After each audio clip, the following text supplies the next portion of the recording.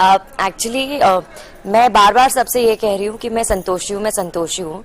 तो अब सबको ये कंफर्म हो गया है कि ये पागल है या तो इसके अंदर कोई भूत है। तो इस डाउट को क्लियर करने के लिए कि क्या सिंदूरी के अंदर सच में कोई भूत है, इसलिए उन्होंने तांत्रिक को बुलाया है। आता है सिंदूरी को समझ में आता है कि ये सब क्या हो रहा है, तो और ड्रामा करने के लिए और लोगों को सताने के लिए, सबको सताने के लिए मैं सच में नाटक करने लगती हूँ कि मेरे अंदर भूत है और इन सबको डराती हूँ। तो ये बेसिकली हम वो शूट कर रहे हैं। तो अभी आप उनको बोल रहे थे कि मैं आपकी मतलब मैं आपसे क्या है कि सिंदूरी अपनी पिछली लाइफ भूल गई है। सिर्फ वो याद लाइफ उसे याद है जब वो संतोषी के अंदर थी, जब उसकी आत्मा संतोषी के अंदर थी।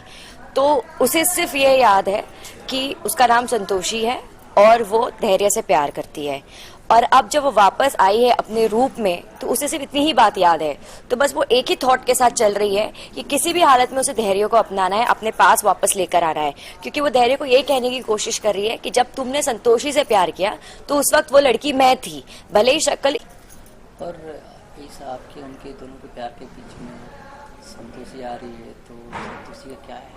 हाँ, एक्चुअली देखा जाए तो कहानी के हिसाब से मैं प्यार में आई हूँ उन दोनों के बीच में, क्योंकि ऑब्वियसली संतोषी और धैर्य हस्बैंड एंड वाइफ है।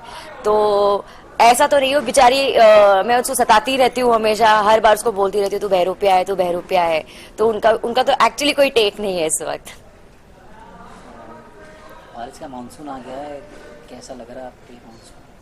हाँ जी, मैं एक्चुअली एक ट्रिप प्लान कर रही थी। और क्योंकि बारिश का मौसम है और मेरे कुछ फ्रेंड्स गोवा गए थे रोड ट्रिप से, तो उन्होंने आके मुझे वीडियोस दिखाए थे। और मैं सोच रही थी कि मैं भी एक रोड ट्रिप करती हूँ। और जिस दिन मैं रोड ट्रिप करने वाली थी उसी दिन से मेरी शूट शुरू हो गई है। तो अब जो मेरी रोड ट्रिप होती है वो घर से नायगांव तक सेट तक होती है। तो एनीवेज वो ड्राइव भी बहुत सुंदर है। तो जब हम सुबह निकलते हैं और बहुत ठंडी ठंडी हवाएं चलती रहती है तो बहुत मजा आता है। Thank you. Thank you.